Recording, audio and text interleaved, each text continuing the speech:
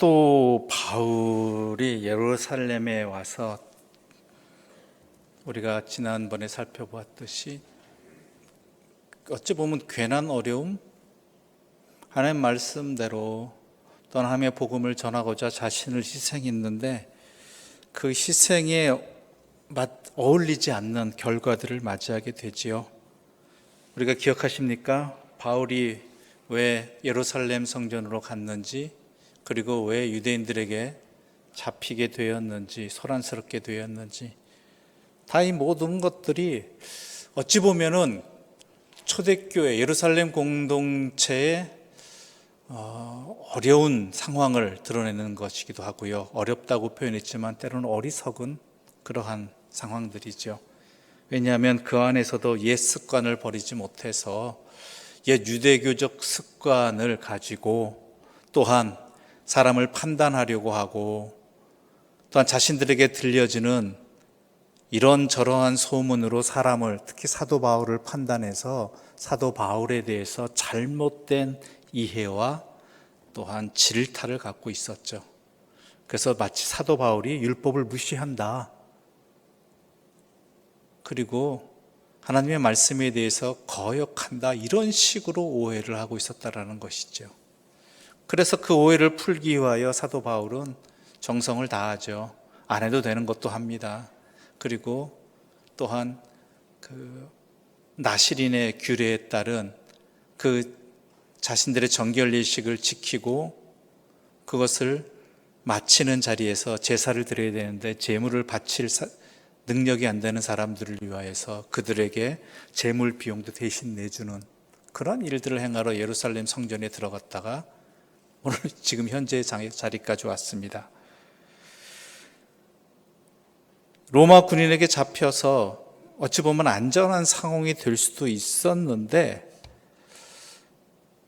이 로마 군인들, 특히 이 사람들이 왜 유대인들이 바울에 대해서 이렇게 분노하고 이 소란을 일으켰는가, 그 좀 이유를 알자, 즉 재판을 받게 하자라는 의미죠. 서로 변론하게 해서 무엇이 옳고 그른지를 판단하자라는 그런 생각들을 가지고 있었던 것 같습니다. 그래서 사도 바울을 공회에 내놓습니다. 유대인 공회에, 그것도 유대인 공회에 내놓고, 또한 그러한 유대인 공회가 어떤 곳이었습니까? 바울에게 매우 적대적인 상황이었죠. 그 위험에 노출시켜버리죠. 그래서 22장 30절은 이렇게 시작하고 있습니다. 함께 읽어볼까요? 22장 30절입니다. 이튿날 천부장은 유대인들이 무슨 일로 그를 고발하는지 진상을 알고자 하여 그 결박을 풀고 명하여 제사장들과 온 공회를 모으고 바울을 데리고 내려가서 그들을 앞에 세우니라. 그러니까 로마 이 군인들은, 이 천부장은 매우 합리적인 생각을 한 거예요. 자신의 딴에는 분명히 이 유대인들의 말만 듣고 사도 바울을 가두기도 명확하지가 않고, 또한 사도 바울에 대해서 이렇게 소란하고 있는 유대인들의 이유도 분명히 있을 것이니까 이걸 공론화하자는 것이죠. 재판에 내놓자라는 것이죠. 그래서 내놓은 곳이 어디예요? 도리어 공회였죠. 다 소집시키잖아요. 그런데 모인 사람들이 어떤 사람들입니까? 사도 바울한테 절대 호의적일 리가 없는 사람들이죠. 기회가 닿으면 죽이려고 하는 사람들. 그 호랑이 입에다가 딱 내놓은 것이죠. 어떨까요? 사도 바울의 기분은. 어찌 보면 천부장에게 잡혔을 때는 앞서서 위기에서 구출된 상황이었을 것입니다. 그런데 다시 다음날 되니까 도로 그 앞에 내놓고 있는 거예요. 저라면 이거는 무슨 말도 안 되는 소리냐고, 그냥 원래 하던 대로 내버려두라고, 원래 로마 군인들이 있는 곳에 요새에 나를 가둬두라고, 그러면은 내가 자초정을 설명하든지, 아니면 바울의 입장에서는 자신이 로마 시민권자인 것을 앞장 세워서 어떠한 다른 방법이 있겠다라고 생각했을지 모르겠는데, 천부장이 행한 방법은 그것이 아니었죠. 전혀 바울에게 좋지 않은 상황입니다. 이 소란이, 앞서 있었던 소란이 더 확대될 수 있는 상황, 또 거짓과 속임수로 인해서 바울이 어떠한 형벌에 처할지 모르는 상황. 왜냐하면 이 사람들은 공회로 모여서 예수님도 죽인 사람이잖아요. 예수님에 대해서 거짓 증언도 내세우고 예수님에 대해서 십자가에 못 박으라고 사람들을 선동시키기까지 한 사람들이 누구예요? 공회에 모인 사람들이에요. 그런 가운데 사도 바울이 내던져진 것입니다. 그런데 사도 바울이 뭐라고 이야기합니까? 우리 1절 말씀 함께 읽어보겠습니다. 1절입니다. 바울이 공회를 주목하여 이르되 여러분 형제들아, 오늘까지 나는 범사의 양심을 따라 하나님을 섬겼노라 하거늘. 자, 바울이 이렇게 얘기합니다. 형제들아, 나도 유대인이다 이거예요. 아브라함의 자손이다. 나는 지금까지 범사의 양심을 따라 하나님을 섬겼노라. 각주에 뭐라고 되어 있죠? 아래 성경 보면은 하나님께 백성 노릇하였노라. 즉 하나님의 백성답게 난 살았다. 이렇게 이야기하고 있는 것입니다. 이거는 바울의 입장에선 당연한 얘기죠. 그가 왜 다메섹에서 주님을 만나서 그 이후에 선교 사역을 했습니까? 참된 하나님을 만났기 때문이잖아요. 그렇죠? 예수 그리스도를 통해서 하나님이 어떤 분이신지, 하나님이 원하시는 것이 무엇인지, 또한 백성들에게 무엇을 가르치고 전파해야 될지, 특히 자신이 사랑하는 민족인 유대인들에게 메시아가 어떤 분이시고, 또한 메시아를 통해서 하나님에 대해서 알려주고 가르쳐주고 믿게 하는 것이 그의 사역 전부였잖아요. 그런데요, 이 말을 듣는 공회에 모인 유대인들, 특히 제사장 분을 포함한 사두개인들과 바리새인들에게 이 말은요, 참으로 참담한 말이에요. 그들이 생각하기에 사도 바울은요, 율법을 어긴 사람이에요. 게다가 자신들이 전에 십자가에 못 박히게 내어준, 그렇게 재판을 한 그 사람을 믿는 도당의 우두머리급이란 말이에요. 게다가 유대인 회당, 로마 제국 곳곳 내에 있는 유다인 회당을 통해서 이 사도 바울이 어떤 일을 행했는지 다 예루살렘 공회로 들어왔을 거 아니에요. 보고가 이런 사람이 있다, 저런 사람이 있다, 이 사람이 이렇게 했다, 근데 이 사람이 전에 어떤 사람이다까지 다 들어왔단 말이에요. 그러니 이 상황 속에서 사도 바울이 나는 하나님의 백성답게 지금까지 담대하게 부끄러움 없이 살았다라고 이야기하는 것은 이 공회에 모인 사람들에게는 말도 안 되는 이야기로 들려질 수밖에 없죠. 귀에 거슬리는 얘기가 정도가 아니라 이거는 하나님을 모욕하는 말처럼 여겨졌습니다. 하나님의 율법을 모욕하는 말로. 그래서 이 공회에 가장 주도권이 있는 대제사장 아나니아는 뭐라고 그래요? 저 바울의 입을 치라. 저처럼 참담한 말을 하는 바울을 치라는 것이죠. 그 입을. 그러니까 다시는 그 입으로 저런 더러운 말을 하지 못하게 아예 봉해버리라는 것입니다.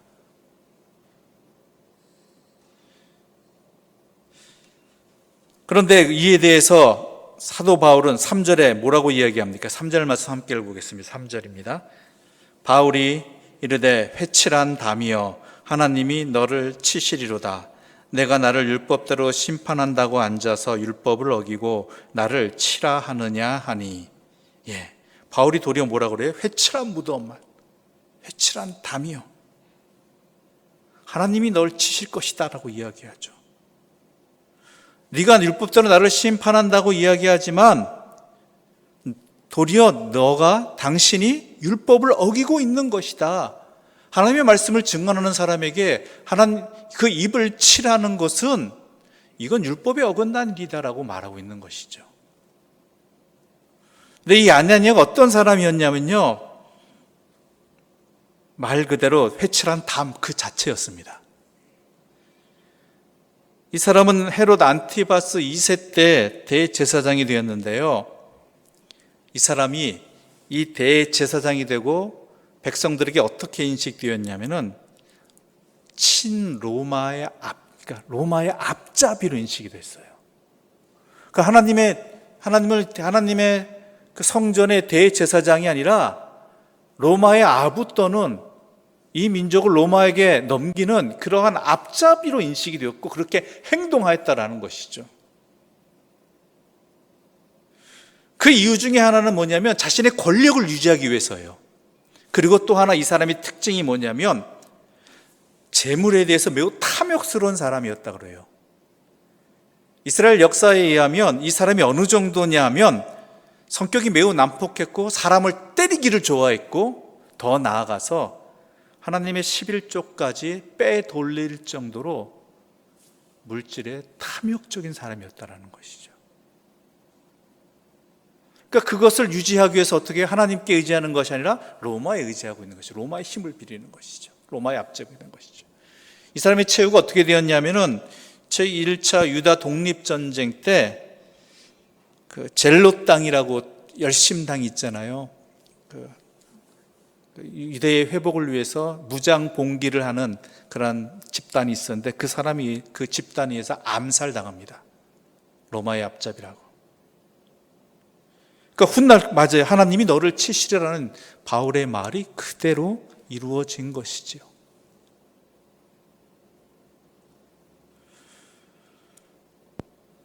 그런데 사람들이 이야기합니다. 저 사람 대제사장인데 어찌 이렇게 함부로 예의 없이 하느냐라고, 그런 말을 함부로 하느냐라고 하니까 사도 바울이 뭐라고 대답합니까?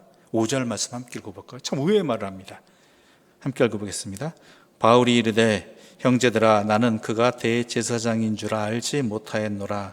기록하였을 때 너희 백성의 관리를 비방하지 말라 하였느니라 하더라. 그러니까 나는 그 사람이 대제사장인 줄 모르고 그런 얘기했다 이렇게 얘기해요. 진짜일까요? 가짜일까요? 어떻게 생각하십니까?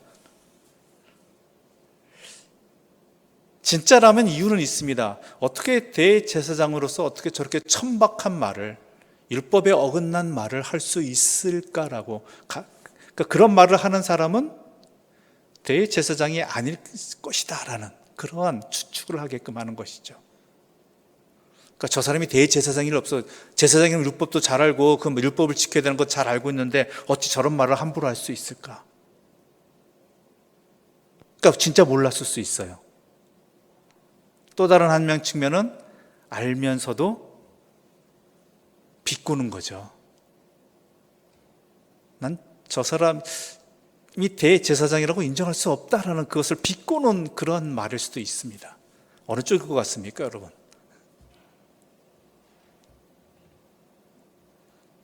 요즘 말로 하자면 난 저 사람이 목사인 줄 몰랐어. 알면서도 목사가 뭐 졌다 왜 이런 말을 하는 그런 표현이죠. 그러면서 은근히 자기가 어떤 사람인지를 내세웁니다. 둘 중에 어느 건지 저도 잘 모르겠어요. 후자였으면 좋겠는데 전자일 수도 있어서. 아무튼 그러면서 이야기를 합니다.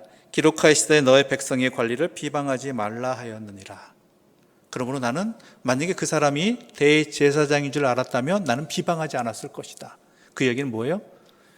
저 사람은 율법을 어겼지만 나는 만약에 이 사람이 대제사장인 줄 알았다면 그렇게 말하지 않을 정도로 뭐예요? 율법을 철저하게 지키는 사람이다라고 그렇게 얘기하고 있잖아요. 이 말은 출애굽기 22장 28절에 나와 있는 말씀입니다. 즉 하나님께서 세우신 자에 대해서 함부로 하지 말라는, 그러니까 그러한 모습이 율법에 기록되어 있는 것이죠. 비방하지 말라는. 그러니까 자기는 뭐예요? 사도 바울은 내가 지금 율법을 어겼다고, 하나님의 말씀대로 말씀을 지키지 않는다고 고발되어 너희들이 소란을 떨고 있지만 나는 율법에 대해서 철저한 사람이다라는 것을 이 상황 속에서도 계속해서 말하고 있는 것이죠. 즉 바울에게 있어서는 하나님의 말씀을 철저하게 지키는 게 얼마나 중요한지를 너무나 잘 알고 있었고 그렇게 살아온 사람, 그렇기 때문에 지금까지 살아올 수 있고 그 사역을 감당했다라는 것이죠. 사도 바울이 어떤 사람이에요? 바리새파잖아요. 바리새인이잖아요.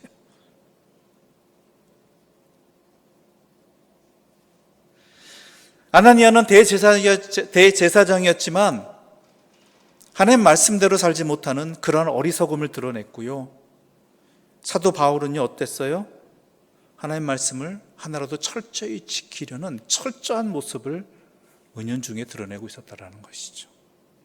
누가 하나님 말씀에 따라 하나님의 백성이냐, 이것을 도리어 묻고 있는 자리일 수도 있습니다. 난 지금까지도 하나님의 백성으로 살아왔고 앞으로도 하나님의 백성으로 살 것이고 지금 이 상황 속에서도 하나님의 백성답게 하나님을 섬기며 하나님의 말씀을 섬기며 살아가고 있다. 그런데 저 사람은 아니다, 당신들도 아니다라고 이야기하고 있는 것일 수도 있다라는 것이죠.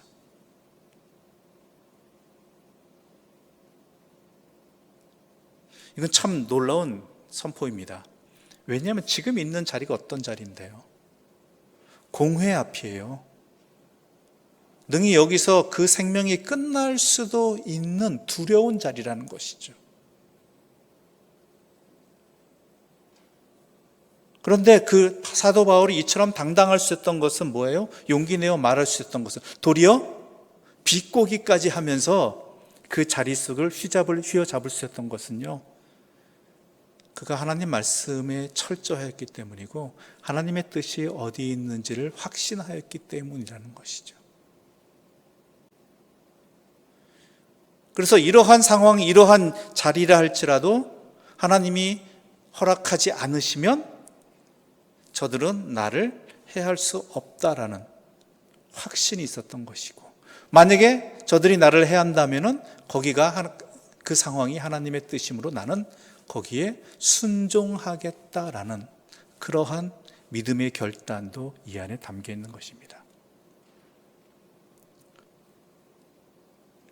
이 모습이, 이 상황을 통해서 우리 연상되는 사람이 한 분 계시죠. 사도 바울과 연관된 사람입니다. 바로 스데반 집사님이시죠. 스데반 집사.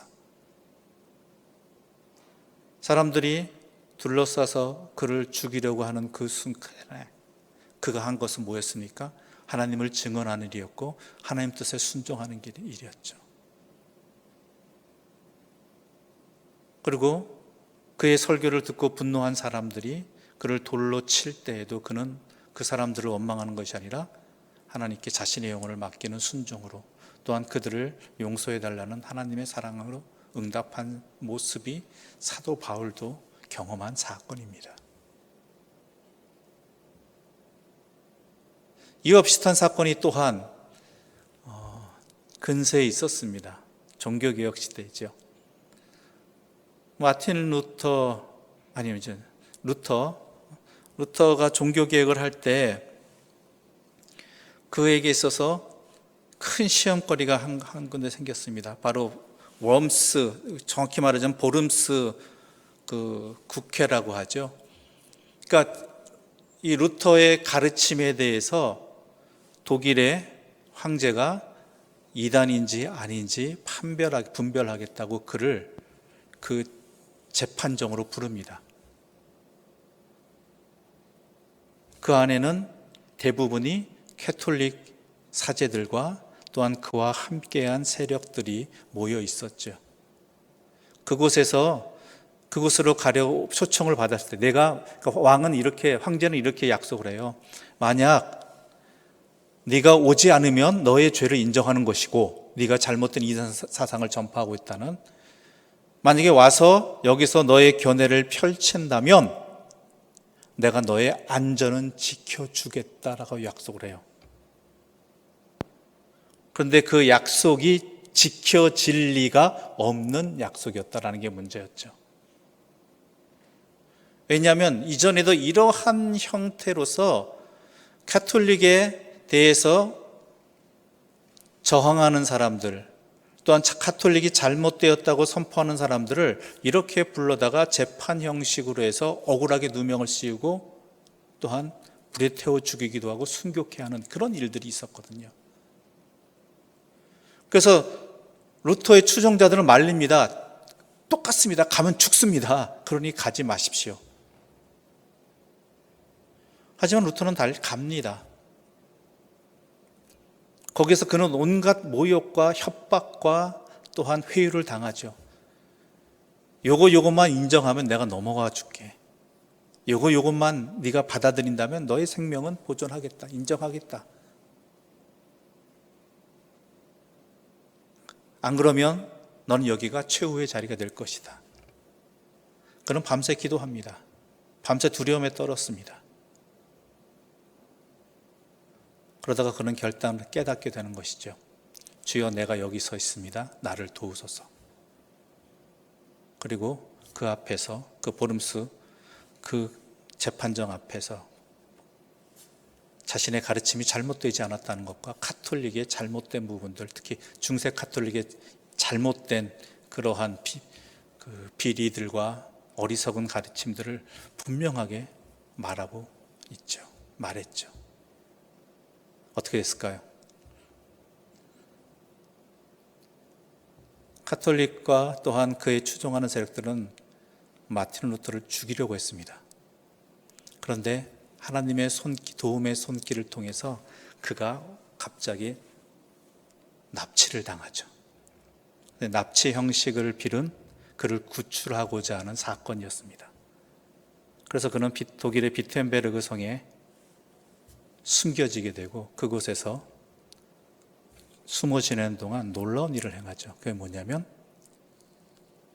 성경을 독일어로 번역하는 일이었습니다.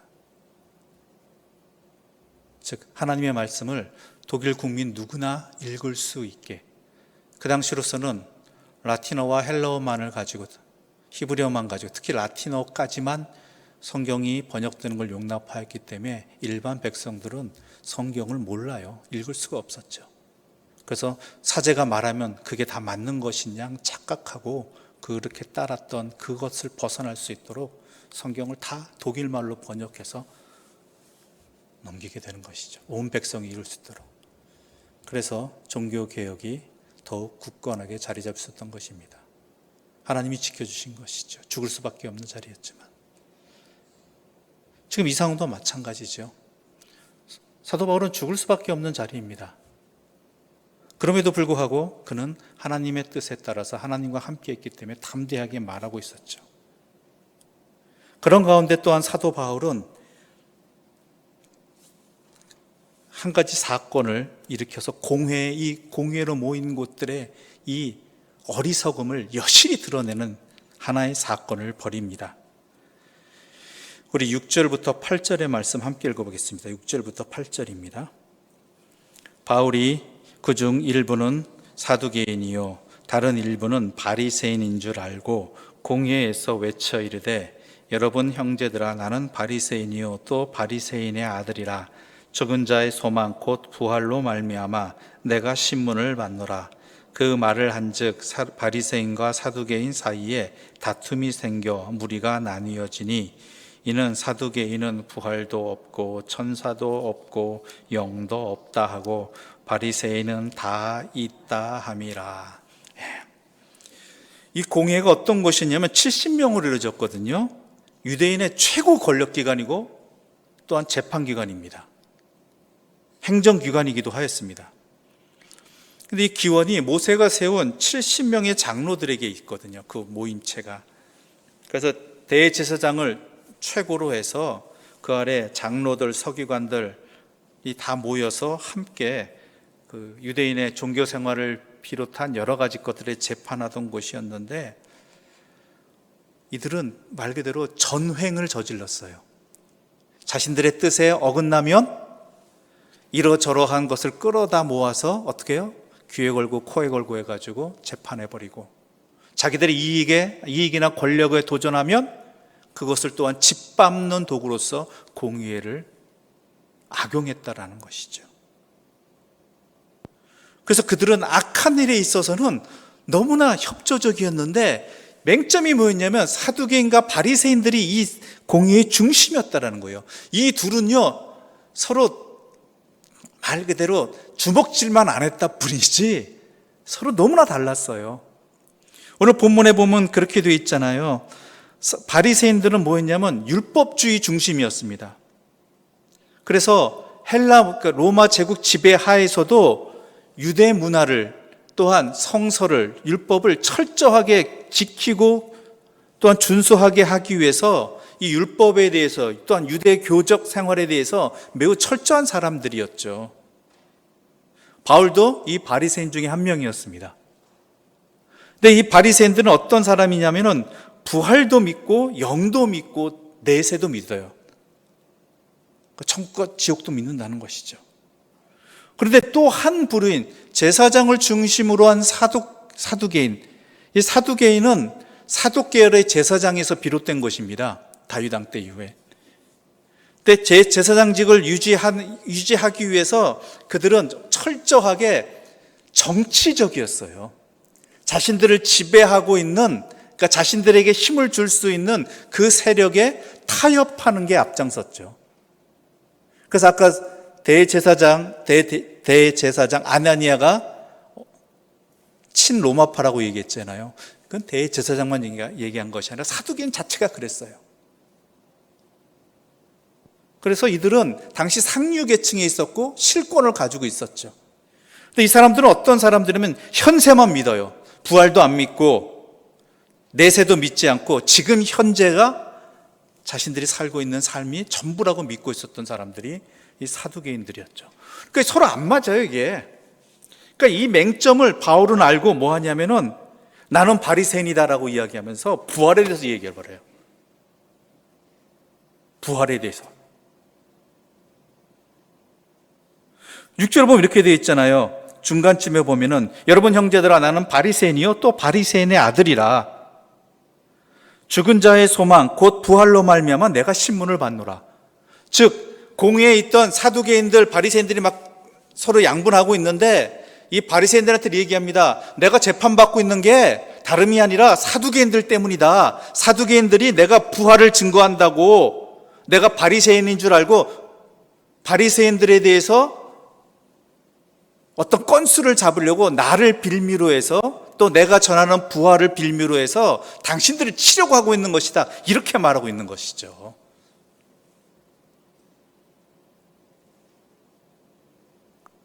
그러니까 바리새인들이 듣기에는 그럴싸하거든요. 이들 표현 그대로 저놈의 사두개인들은 우리하고는 서로 척을 두고 있는 사이인데 우리를 대적하기 위해서 이 바울을 이용하는구나. 다른 게 아니라 바울에 대해서 또 우리가 믿고 있는 바리새인들도 믿고 있는 부활에 대해서 증거했다고 사도 바울을 이 바울이라는 사람을 친 다음에 그 다음에 그것을 빌미로 해서 우리들도 치려고 하는구나라는 그러한 생각을 하게 만들어 버리는 것이죠.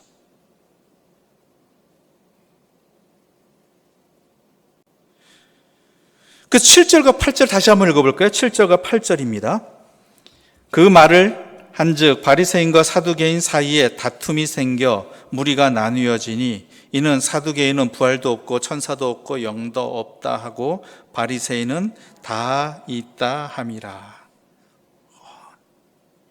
그러니까 이게 이상하게 이 공예가 변질돼 버린 거예요. 이게 바뀌어져 버린 거예요.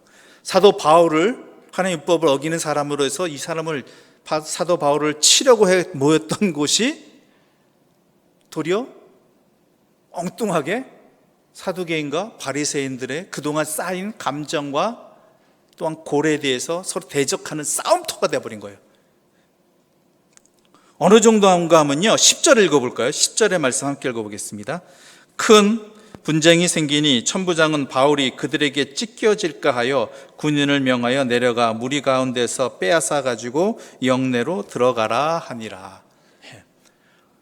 이 다툼이 얼마나 심했으면 사도 바울을 한쪽에서는 자기네 편으로 끌어들이려고 하고 한쪽 편에서는 또 다른 쪽으로 자기들을 끌어오려고 하는 이러해서 사도 바울이 찢어질 것 같은 몸이 찢어질 것 같은 그러한 이 다툼이 생겼다라는 것이에요. 그러니까 이 자리에 왜 있는지 이제 다 그건 중요한 게 아니에요. 평소에 서로 사이 좋지 않았던 두 세력이 부딪히고 갈등하고 쪼개지는 일이 벌어지는 것이죠. 그러니까 이것은요 공회라는 것이 얼마나 말도 안 되는 곳이었는지가 여실히 드러나는 것이죠. 하나님 말씀이 중요한 게 아니라 자기들 생각이 중요하고 자기들 입장이 중요하고 자기들 이익이 중요한 사람들이에요. 그러니까 거기에 대해서 건든다고 여겨지니까, 이것을 비밀해서 자기들에게 손해를 끼친다고 생각하니까 이건 다툼이 되어버리고 갈라져 버리는 것이죠.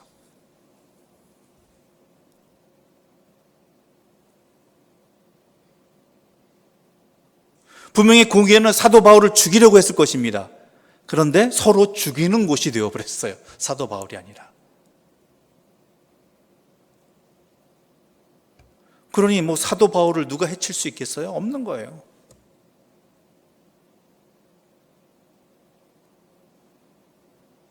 (11절) 말씀 함께 읽어보겠습니다. 11절입니다. 그날 밤에 주께서 바울 곁에 서서 이르시되 담대하라. 내가 예루살렘에서 나의 일을 증언한 것 같이 로마에서도 증언하여야 하리라 하시니라. 하나님의 뜻이 어디 있었다고요? 여기서 네가 끝나는 게 아니라 너는 로마에 가서 증언해야 될 사람이다. 그러므로 담대해라.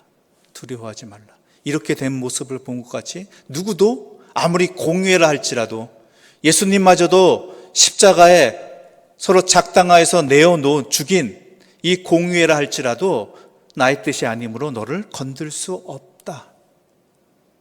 그러므로 너는 담대하라.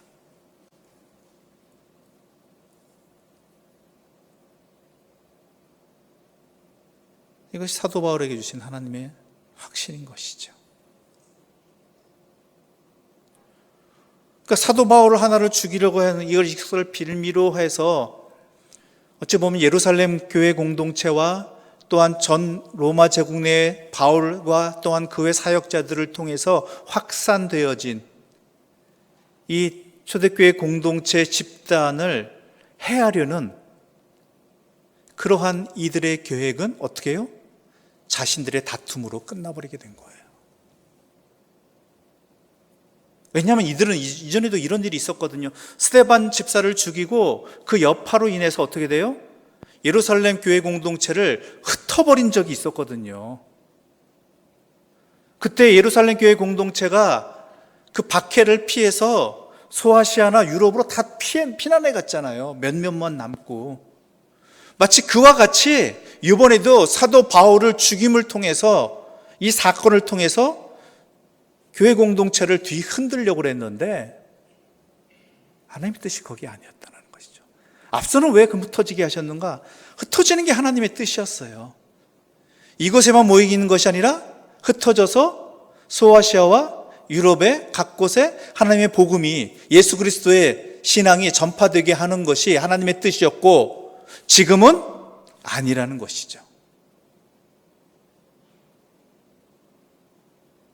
그래서 이들은 그들의 계획을 이루지 못합니다. 오직 하나님의 뜻만 바울에게 분명하게 드러나고 바울로 하여금 담대하게 이 상황들을 이겨내게 한 것이죠. 또한 앞으로 겪게 될 일들에 대해서도 하나님 뜻을 깨달았기 때문에 그는 흔들리지 아니하고 끝까지 그 사명을 감당할 수 있었던 것입니다.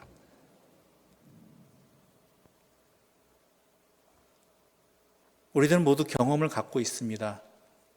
또한 익숙한 서로의 여러 가지 시각들과 또한 지식들이 있지요. 그래서 이렇게 하면 이렇게 될 것이고 저렇게 하면 저렇게 될 것이라는 생각들도 가질 수 있습니다. 그러나 그 이전에 먼저, 예전에 그랬다 할지라도, 당연하게 이것이 맞는다 할지라도 하나님의 뜻이 어디 있는가 분명히 살펴볼 줄 아는, 그건 먼저 행하는 지혜가 있어야 되는 것이고 그것이 먼저라는 것이죠. 하나님의 뜻을 깨닫지 못한다면 그거는 가장 어리석은 인간의 자신들의 실체를 드러내는, 어리석음을 드러내는 자리가 되어버리고, 만약 하나님의 뜻을 안다면 아무리 큰 시련과 어려움이, 이전에 겪었던 그러한 분명한 결과가 나와 있는 일이라 할지라도 하나님의 뜻이 아니면 그 일은 이루어지지 않습니다. 우리들도 마찬가지입니다. 중요한 것은 성도 여러분 각자가, 이 자리에 함께 하신 여러분들이 그 어떤 상황에서도 그것이 좋은 일이건 때로는 비극적인 일이건 그 어떠한 상황에서도 하나님의 뜻이 어디 있는가를 먼저 구하십시오. 그러면 그 시련의 자리를 이겨낼 수 있는 힘이 되는 것이고, 또한 그런 상황을 통해서 도리어 하나님 앞에 굳건히 매어질 수 있는 믿음의 결과들을 얻게 되는 것입니다. 사도 바울은 그랬습니다. 우리 또한 그러한 응답을 받기를 원합니다. 그런 하나님을 더욱 깊이 깨닫고 하나님 앞에서 담대해지는, 하나님 뜻에 순종하는 믿음의 역사가 담대해지는 그런 일들이 우리 신앙 공동체, 여러분의 가정에도, 여러분 각자에도 일어나기를 간절히 소망하면서 이 말씀을 함께 나누었습니다. 기도드리겠습니다. 하나님 아버지, 감사합니다. 우리의 삶에 진정으로 붙들어야 될 것이 무엇인지, 또한 하나님을 왜 의지해야 되고 하나님의 뜻을 왜 구해야 되는지 분명하게 알려주셔서 감사합니다. 이 세상을 창조하시고 다스리시는 이는 오직 여호와 하나님이시고, 오직 여호와의 뜻만이 분명하게 나타나고 이루어짐을 분명히 알게 하여 주셔서 우리로 하여금 이러저러한 상황 속에 염려하고 근심하기보다 먼저 주의 뜻을 구하고 주의 뜻 앞에 순종하며 나아감으로 말미암아 든든하고 담대한 신앙의 길을 걸어가게 하여 주시옵소서. 예수님의 이름으로 기도드립니다. 아멘.